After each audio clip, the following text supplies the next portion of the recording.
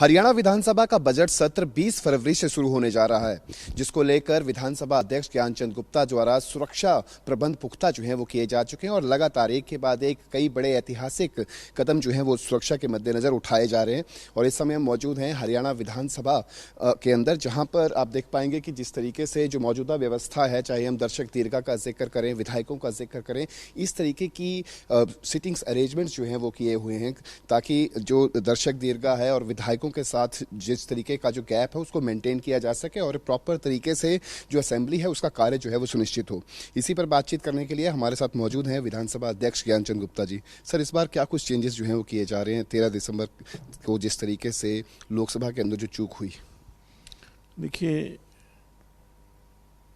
जिस प्रकार से लोकसभा के अंदर सुरक्षा के अंदर चूक हुई, उसी को ध्यान में रखते हुए हमारी अपनी विधानसभा के अंदर मुझे लगता है कि सिक्योरिटी की दृष्टि से ये ज़रूरी है कि जो हमारी विजिटर गैलरी है उसको प्रोटेक्ट किया जाए।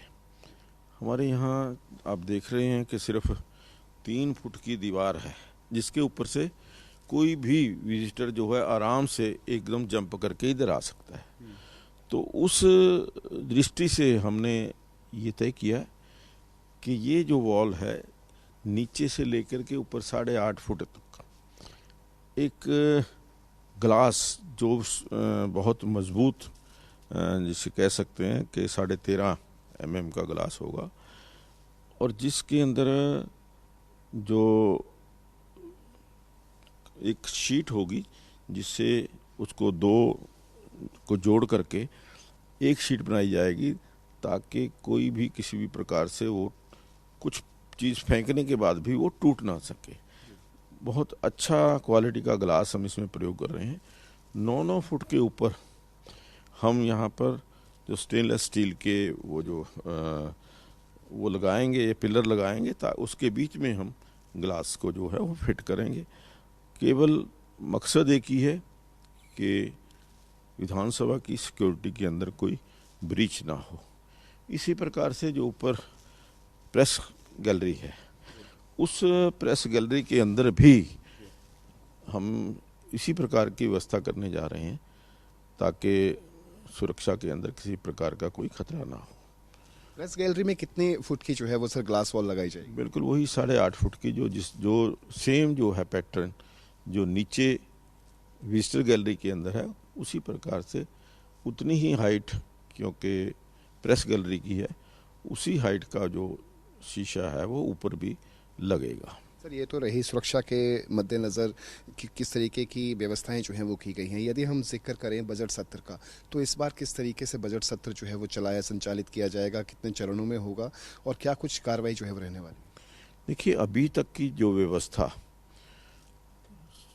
जो कैबिनेट की तरफ से एक प्रस्ताव आया है कि बजट सत्र 20 तारीख से शुरू किया जाए और 23 तारीख को आदरणीय वित्त मंत्री जो कि मुख्यमंत्री जी हैं वो अपना बजट प्रस्ताव रखें। 20 तारीख को राज्यपाल जी का अभिभाषण रहेगा और उसके पश्चात 2 दिन जो है राज्यपाल अभिभाषण पर चर्चा होगी और उसके 23 के पश्चात लगभग 1 सप्ताह का अवकाश रहने की संभावना है। जो हमारी स्टैंडिंग कमेटीज कॉन्स्टिट्यूट की थी वो बजट को लेकर के उन पर चर्चा करेंगी।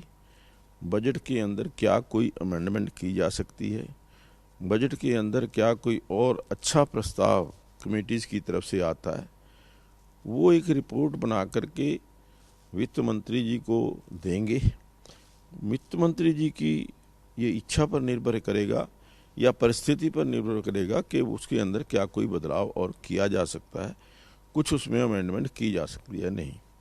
उसके पश्चात 3 दिन तक जो बजट की सारी प्रक्रिया है उसके ऊपर चर्चा होगी 3 दिन तक बजट के सत्र में और 6 तारीख तक ये बजट सत्र चलने की संभावना है। इसके अलावा यदि हम जिक्र करें बीते सत्र के दौरान जिस तरीके से उप मुख्यमंत्री दुष्यंत चौटाला और कांग्रेस की विधायिका गीता भुक्कल के बीच जो वाद विवाद देखने को मिला था, उसके मद्देनजर एक फैक्ट फाइंडिंग कमेटी जो थी वो बनाई गई थी। उसकी सर क्या कुछ अभी मौजूदा अपडेट्स हैं? जहाँ तक मेरी जानकारी है, आदरणीय चौधरी कंवरपाल गुर्जर जी की अध्यक्षता में जिस कमेटी का गठन किया गया था, उसकी 4 या 5 बैठकें हुई हैं। उन्होंने शिक्षा विभाग की तरफ से और पुलिस की तरफ से कुछ रिकॉर्ड मांगे हैं। मुझे लगता है कि सत्र के आने तक वो सारे रिकॉर्ड उनको अवेलेबल हो जाएंगे और जो भी रिपोर्ट होगी वो आने वाले विधानसभा सत्र के अंदर वो पेश की जाएगी। एक अंतिम सवाल सर, हरियाणा राज्य गीत को लेकर काफ़ी ज़्यादा चर्चाएं भी सदन के अंदर हुई, काफ़ी ज़्यादा इसके अंदर सुझाव करने के भी जो थे वो विधायकों द्वारा मसले उठाए गए। क्या कुछ रहने वाला है इस सत्र के अंदर जो है वो हरियाणा का अपना राज्य गीत जो है वो मिल जाएगा?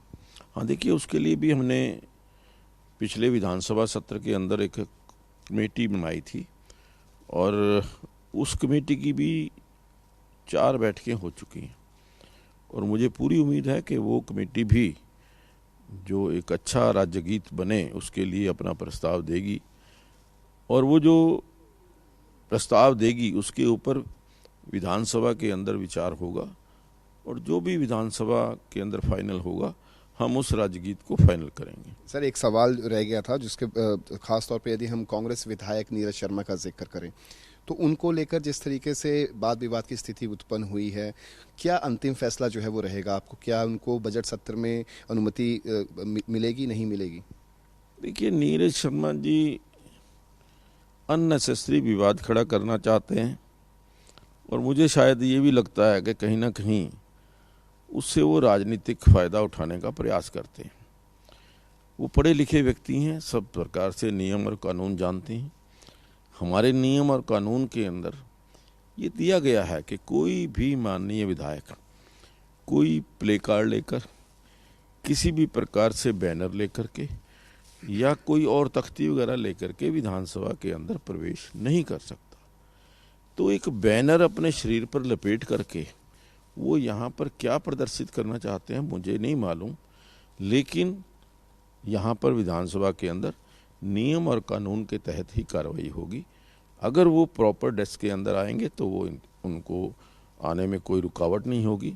अगर वो किसी भी प्रकार से नियम और कानून का उल्लंघन करेंगे तो निश्चित तौर पर उन्हें रोका जाएगा। बहुत बहुत शुक्रिया। तो ये थे हमारे साथ हरियाणा विधानसभा अध्यक्ष ज्ञानचंद गुप्ता, जिनका सीधे तौर पे कहना है कि इस बार सुरक्षा के मद्देनज़र कड़े फैसले जो है वो लिए गए हैं।